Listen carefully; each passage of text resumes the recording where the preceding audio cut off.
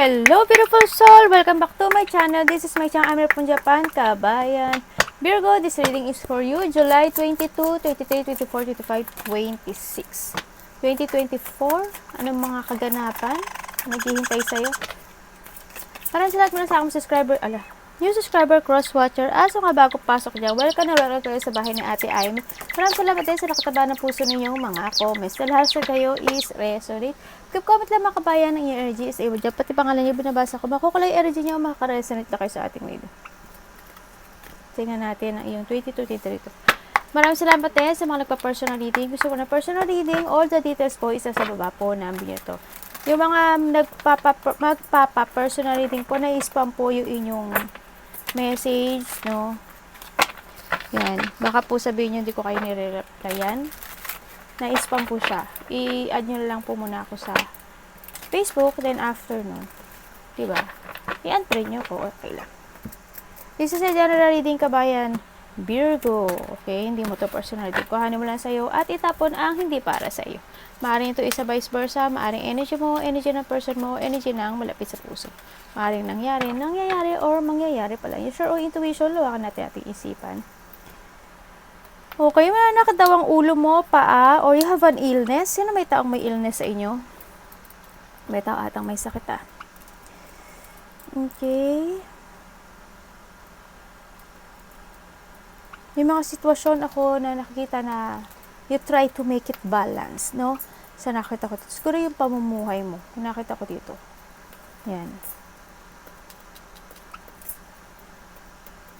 Minsan, kahit nasasaktan ka na, no? Parang you keep your feelings dito. Nagpapakatatag ka, no? Kahit may mga nararamdaman ka na hindi maganda sa sarili mo, no? Nandun yung you keep your feelings na parang nagpapaka-strong ka. Yung iba dito masakit ang likod. May sakit ang likod. Okay. Virgo, we have the ship. Yan, maari ikaw isasakay ng barko, maglalayag, or you have a travel. Siyempre sa iba nakita ko you have a shipment. May mga shipment, baka makaka-receive ka ng cargo, no? Nagaling sa barko, maaring gano'n, no? Kung ano man yun sa nakita natin. Well, may mga, siguro iba sa inyo, magpapagawa kayo ng mga vehicles, may travel yung iba, may movement kasi ako nakita. There's a new journey sa'yo, Virgo, yan, may mga changes ako nakita. Magkakaroon mga distance din ako nakikita sa iba. Siguro someone sa malapit sa puso mo is nasa malayo, or ikaw ang may travel, no? Kung ano man ito sa nakita ko, may mga magbabago daw sa buhay mo. Yan, nakikita ko naman is a good, kasi nakita ko dito is clear naman yung sky, tsaka yung alon, hindi siya ganun ka sama, kasi this sa green, ibig sabihin there's a good positive changes or shipment sa'yo. Okay? And we have the key. Yan, may mga the answer ang mga tanong mo sa sarili mo is nasa sayo din. Yan. No, magkakaroon ng openness, maaring ikaw is mag-open sa isang tao, or someone na malapit sa iyo is mag-open. Sa iba sinyo siguro may mga sitwasyon ako na kailangan mo ding i-share yung mga problema mo o mga pinagdadaanan mo sa buhay mo. Okay? And then yung mga solution in life is nasa sayo. Okay, nasa sayo kasi nasa sayo yung key. No, may mga fulfillment ako na nakikita na ikaw lang din ang makakapag-unlock nito. Okay, may mga gusto ka sigurong kamtan na isang dreams sa buhay na ikaw lang din ang nakakaalam how, diba? And we have the 3. Yan, iba dito, yan, there's a health, yan. Nakikita ko naman may mga good health sa iba. Yan, may mga growth. Kumagay, iba dito is bumabalik na yung sigla, yan, or kung ikaw or malapit sa puso mo is medyo nagkasakit, yung pabalik na yung sigla at may kasiyahan na rin. May mga karma, this is a good karma kasi yung 3 niya is malago sa nakita ko. There's a good karma, and may mga from the past na pangyayari na bad na magiging good sa ngayon. Okay? Kung ano may mga nangyari in the past na hindi naging maganda, and now there's a growth. May mga pagbabago talaga ako nakita, no? Sa nakikita ko sa'yo by the 22, okay? Tingnan natin. Mukha may mga decisions in life. Nakikita ko sa'yo yung pagiging matatag mong tao. Parang you have a rule na when it comes to a plan, parang you are the person na nagbibigay ng decision making or nagpaplano ng lahat, no? Sa iyong pamilya, sa mga anak mo, sa mga mahal mo sa buhay, sa close relationship mo. Yun na nakita ko dito. Maraming pagbabago. When it comes sa'yo, nasa sa'yo talaga. You're planning for the future para sa kinabukasan ng malalapit sa puso mo, no? Hando na rin na meron talagang transformation na magaganap sa buhay mo. Magkakaroon dito ng mga pagsasaayos. Siguro, nag-aayos ka ng bahay mo, ng papeles mo, for travel, sa iba. Siguro may mga pag-aayos ako nakikita. May mga pagbabago din with the renewal ako nakikita sa inyo, no? And then, nakita ko naman dito na you're planning for a good ano ba dito? Good future sa mga mahal mo sa buhay. Nakita ko naman na you are ready to grow, no? Nakita ko na you are forward sa mga plano mo, and you are ready talaga, and you are moving forward na rin talaga sa mga gusto mong gawin in life, lalo na when it comes to a bahay, family, or trabaho, or business. Yan na nakita ko dito. May getting together din ako nakita sa iba. Maybe handun yung part, may mga celebration, parties, or achievement, a little goal of achievement maari, kung ano man ito. Halimbawa, nagpagawa ako ng isang pinto ng bahay ko, halimbawa, gano'n. This is an achievement kasi kahit isang pinto napagawa ko, di ba? Kahit wala akong ganong pera at sapat lang yung pera ko, napagawa ko. Yung mga ganon, huwag lang kayo tumingin sa malaking achievement na or successful na nangyayari sa buhay nyo. Yan, maaaring ganon sa nakita ko dito. May mga achievement na a little goal na nangyayari or mangyayari in your part. And then, yun nga, maaaring may reunion, may makikita-kita, close relationship, a family, or kasama sa trabaho, maaaring magkakaroon ng mga parties, big man yan o maliit, event, surprise, something. O sa iba naman dito, siguro may coming home. Ako nakikita dito, no? And then, nakikita ko yung success and prosperity. Yung pagkakaroon ng stability when it comes to yourself and to your family. Yun ang nakikita ko sa'yo, no? Siguro yung iba dito, meron kayo mga inaasikaso na papeles, no? Siguro when it comes to a travel, baka may travel yung iba, no? Inaayos. Pero nakikita ko kung ano man ito, it will success, no? Magsa-success yung travel sa nakita ko.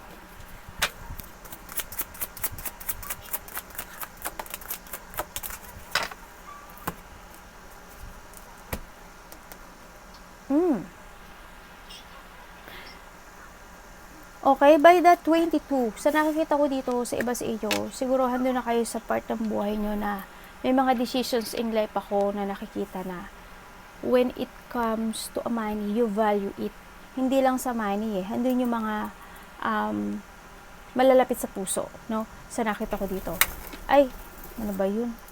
Yun na nakikita ko. Handun na yung part na nakikita ko sa'yo na kinalimutan, nagkaroon ng maturity, kumbaga nagka-level up with it comes sa mga aspeto ng buhay. Kumbaga, meron ka na mga pinagpapukusan, hindi ka na nagpo-focus sa nakaraan. Yun na nakikita ko sa'yo. Kasi in the past, maaring may mga nangyari, mga broken promises, mga sad memories, ganyan, no? Yun na nakita ko. Pero you living it, and nagkaroon na rin naman ng maturity when it comes sa'yo, sa nakita ko dito. But it comes sa ibang bagay, nagkaroon ng stagnant, parang may mga sitwasyon ka na mahalagang bagay na parang hindi natuloy. Yun na nakita ko. Iba sa inyo, may matatanggap kayong, hindi ko alam maliit, kahit maaring maliit na bagay, no? A gift, money, or kung ano man yan. Makakatanggap pa sa anak mo na regalo na candy, di ba?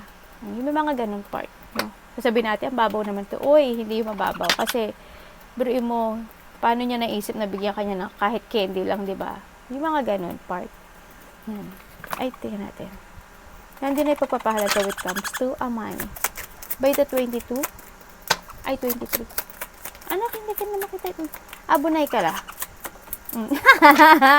Gumenne. Gumenne. Nasa pak siya nung ano eh, no? Well, we have the Wheel of Fortune. Okay?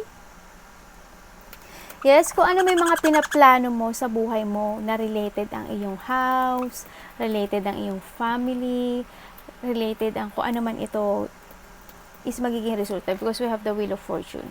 Yung mga plano mo, may mga paplanuhin ka kasi. Yeah, may mga pagpaplano ako nakikita na maaring iba sa inyo is may lakad kayo, ganyan. O kaya paplanuhin sa trabaho, ganyan.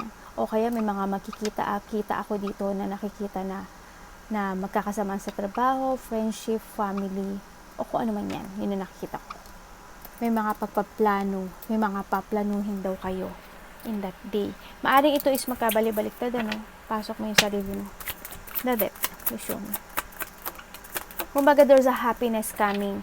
May mga happiness, maaring makaramdam ka dito ng kasiyahan, yan, or maaring may mga having fun, happiness, and enjoy na magaganap this day.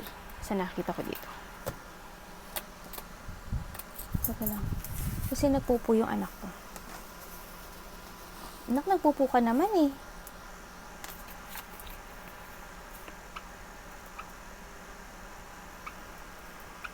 Okay, when it comes dito sa nakikita ko dito, may mga pagsasaayos ako nakikita, no? Na mga situation na parang you want to reveal something. Yun na nakita ko. Parang may mga magaganap ako na nakikita dito na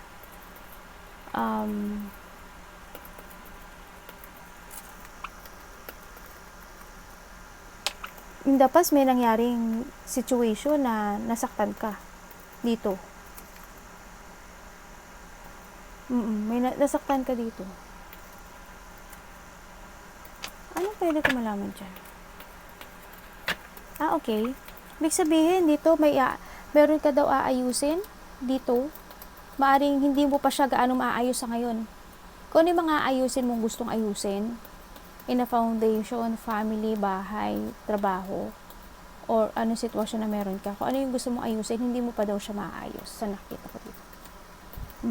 Siguro, andin pa yung may mga bagay-bagay pa ako nakikita na mas uunahin mo pa siya.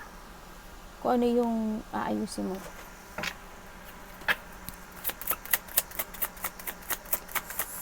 For the 25.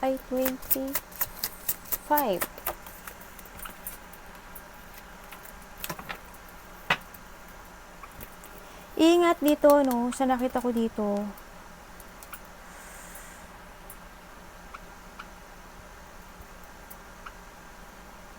Dito sa 25, medyo maguguluhan ka dito kasi parang nakita ko dito gagastos ka. May paglabas ng pera ako nakikita dito. Hindi ko alam kung may tutulungan ka or may tinutulungan ka or pero may paglabas ng pera this day.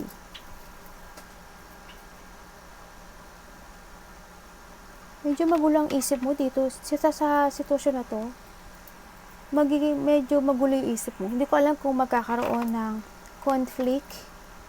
No, ingat ka lang, baka magkaroon ng hindi pagkakaintindihan when it comes sa paligid mo. Hindi man sa'yo, baka sa paligid mo magkaroon ng conflict. Yun na nakita ko. Maaring sa iba dito sa inyo is magkakaroon ng hindi pagkakaintindihan when it comes sa mga magkakatrabaho, kapatid, kapamilya, o may mga sitwasyon ako nakita sa'yo na hindi mo gaanong maiintindihan. Medyo magiging magulo ang pag-iisip nito. No, baka maihintayin ka or baka naghihintay ka ng something sa nakita ko dito. May mga maaring sa iba maiirita kayo this day. May mga disagreement siguro sa iba. May mga battle, may mga pag-uusapan na agreement. Magkakaroon siguro, may mga siguro sa iba ha, kuhanin yun sa inyo. Iba dito magkakaroon ng mga magdedepensahan. May siguro magkakaroon sa iba ng competition o kaya magkakaroon ng lack of cooperation or lack of control sa isa't isa. Maaari ikaw, ma-lack of control ka at mainis ka sa isang tao, yung mga ganun. O kaya may tao na ma-lack of control siya sa sarili niya, biglang mainis siya sa'yo, mairita siya sa'yo. Yung mga ganun. Baka may depensahan, kumbaga sa iba, no? May mga aggression. There's a battle, kumbaga. Hindi naman siguro malaki to sa nakikita ko. Baka nga iba dito, medyo in this day, medyo magulo ang isip mo. Mga ganun lang. 26.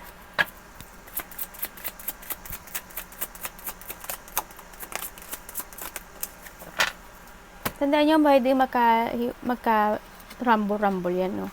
Sa nakikita ko sa iyo dito, by the 26 is, okay, makakaramdam ka daw ng pagod. This 26, and then, handun yung part na,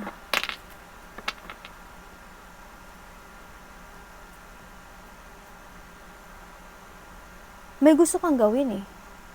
Parang may gusto kang gawin na curious ka. Yun ang nakita ko. Baka mag-text ka or maka-receive ka ng text. Yun ang nakita ko sa'yo. May susubukan kang bagay o may gusto kang subukan.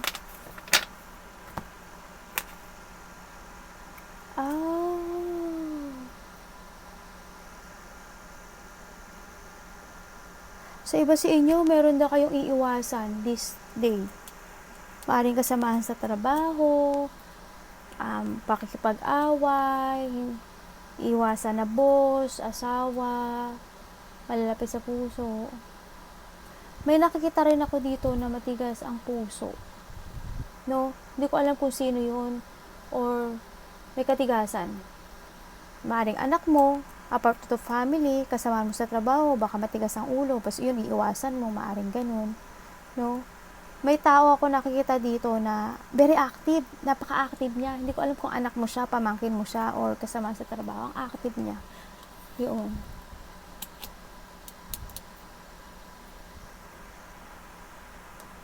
May paghihiwalay ako nakita dito ah. Siguro iiwas ka lang. Sa iba dito, iiwas ka lang. Yun ang nakikita ko. Parang magsasarili ka na lang. Bala kayo dyan. May mga ganong part ako nakita. Mag-ingat lang kayo, ano? Kasi nakita ko dito, may tao na nagiging tanga. Hindi ko alam why. Or magkakaroon ka ng mali-mali. Mali-maling, ano tawag dito? Erratic, kumaga. Mali-maling situation. Yan. Maaring halimbawa, nagtimpla ka ng kape na ilagay mo pala asin. Imbis na asukal. Mga ganun. May magkakaroon ng pagkakamali. May mali-mali na situation sa iba, no? Ano pong advice? Okay, show me.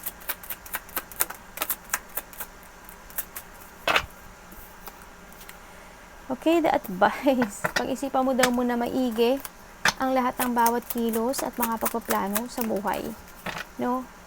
And sinasabi dito na kailangan you need to see the fact and mag-ingat ka rin daw sa mga nakikita ko naman na nag-iingat kayo when it comes to communication or pagsasalita eh. Yun, kailangan daw maging matalino ka, maging smart ka, and be honest to yourself. Yan, kasi ang hilig nyo kasing mag-isa. No? Kulang sa inyo is more on communication. Yun na nakikita ko sa inyo. Be honest lang. Eh, nakita ko na marami kang idea, more on idea ang pumapasok sa'yo.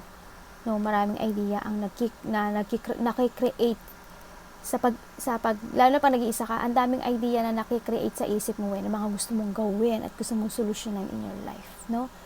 Arigatou namaste, God bless.